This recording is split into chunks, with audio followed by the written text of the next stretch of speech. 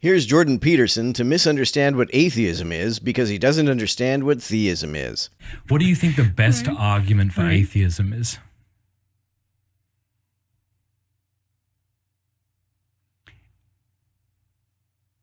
I don't think there is a good argument for atheism. I think it's based on a fundamental misunderstanding about the nature of the world. So it's just, it's what would you say? It's an illegal chess move. Okay. I think what he means by this is that trying to argue for atheism is a category error, because he has these very idiosyncratic notions of what atheism and theism are. He doesn't believe that they are claims that can be true or false. To him, these things are actions, not propositions. Asking for an argument for the truth of atheism to Peterson would be like asking for an argument for the truth of baseball or the truth of surfing. Well, it's based on the wrong... This might just show that I don't understand you, but we'll get to it if I don't. The best argument for atheism. What's the best of the worst arguments? Materialistic determinism is the best argument for atheism. Materialism, or more precisely physicalism, would be an argument for atheism as I understand it, but with respect to Peterson's understanding of God and atheism, I think the determinism part is more important. I think he believes, like many proponents of free will do, that if determinism is true, then we don't really make decisions. Therefore, there's no point in praising or blaming any course of action. I think this is backwards. Rather, it is only if determinism is true that we make decisions. If our decisions are free of determining causes, then we can't coherently say that we make decisions. Rather, they just happen on their own. But isn't that a philosophical sort of assumption or axiom? That's a problem. Yeah. Like for me, I think it would be if this, and let's just choose the Christian God, if he exists and wants me to know him and save me, wouldn't he make it easier? Why does he make it so difficult? Why does he seem to hide? And because you have something to do. I don't think this question makes any sense if you view it through the lens of Peterson's idea of God. I don't think Peterson really views God as a literal personal entity that can want anything. If he were, it would make sense to ask why, if God wants us to know him, he doesn't make himself clearly visible. Why would he give us something to do and make the doing of that something the price of knowing him? Okay. You have something important to do. It's no game. The price of life is death. It's not a game. What's that supposed to mean? Jordan's forgetting Rule 10 again. Right? There's evil, too. You have something to do. It's not easy. In fact, it'll take everything you have. But the question is, why? Everything. Right, that's why you're to consecrate everything to God. You're not an infant.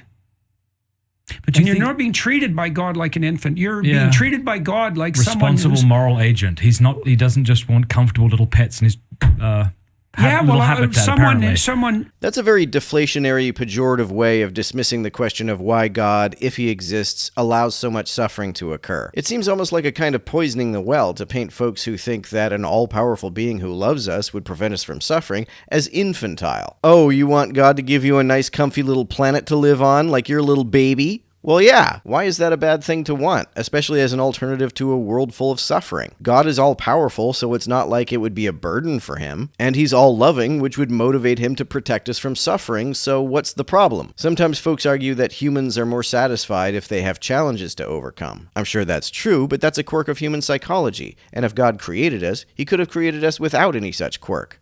To be made in the image of God is to be someone who wrestles with potential.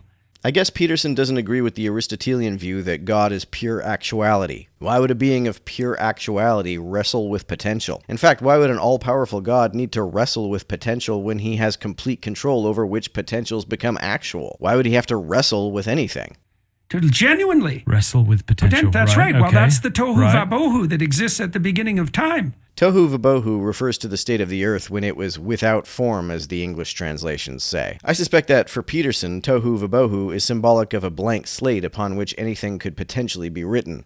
Right, the potential, the watery chaos. Okay. The Spirit of God sits above the chaos, the primordial chaos, and extracts order out of that. That's what you do as a conscious agent. Yeah, but why? From the perspective of a more traditional theist, this leaves open the question of why God, if he loves us and wants us to know him, would put chaos into the world in the first place. And you do that. You do that in a way that is aimed towards hell or aimed towards heaven. Really. But you wouldn't think people who claim to be atheists are necessarily irrational? because they're perfectly rational if you accept the initial axiom, but I don't accept the initial axiom. What's the original? Like I said, it's something like a materialist determinism. Yeah. No. First of all, whatever matter is, and we certainly don't understand it, it doesn't look at all like something deterministic at the highest level of resolution. Which is why few people actually hold to the idea of materialistic determinism. I, for example, am just a neurological determinist. I don't believe that matter always behaves deterministically, but when you look at how the brain operates, it seems to behave in a thoroughly deterministic manner. Mm-hmm. There's something very weird going on down there at the quantum level. And what the philosophical implications of that are, God only knows. Well, if indeterminacy plays a role in how our brains make decisions, then that would mean that our decisions are not entirely within our control. The degree to which our decisions are free of determining causes is the degree to which they happen on their own rather than being made. Consequently, the freer our wills, the less moral responsibility we have for our decisions.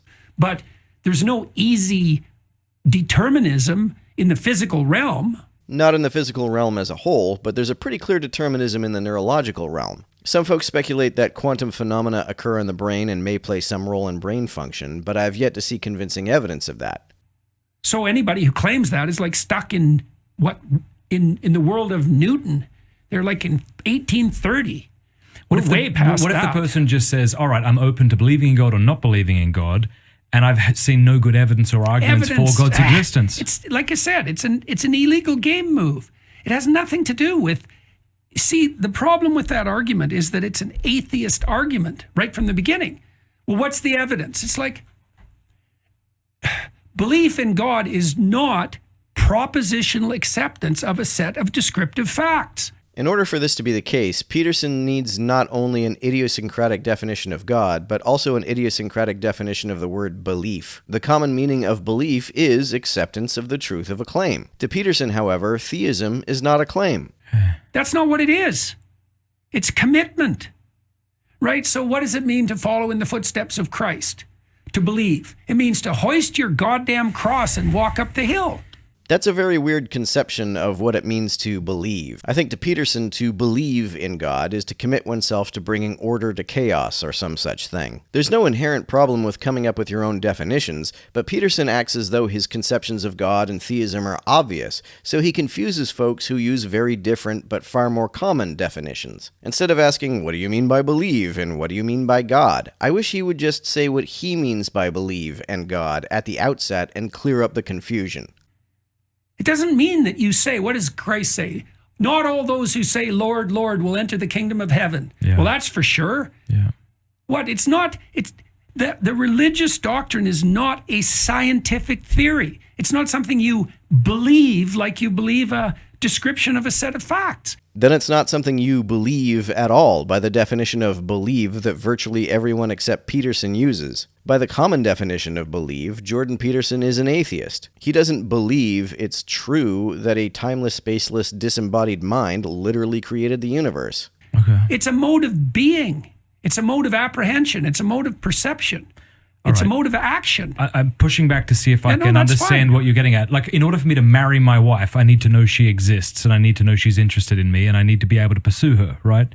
To marry your wife, you need to take a leap of faith. No, you don't. You have to infer that she's worth being with for the rest of your life, but if you're having faith that this will be the case, you're setting yourself up for a very bad time. Your inference that your wife is worth marrying can only ever be an inductive one, but that's not the same thing as faith. Inductive inferences can be based on robust evidence. Such an inference is not faith. Lots of theists love to conflate inductive inference with faith. They're not the same thing. But I need to know she exists first in order to... Oh, true.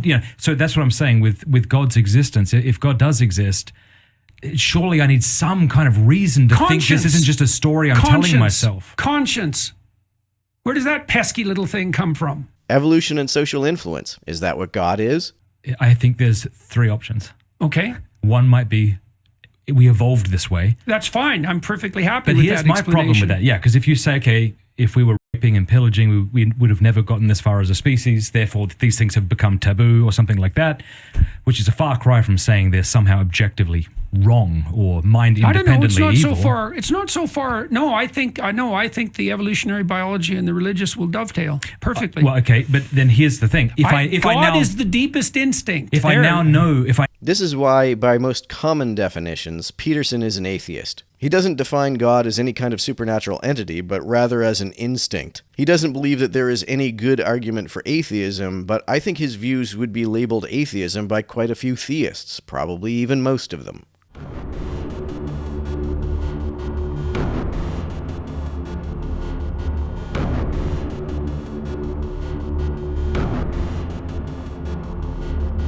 To everyone who helps me out on Patreon, you're a big help. Thanks so much.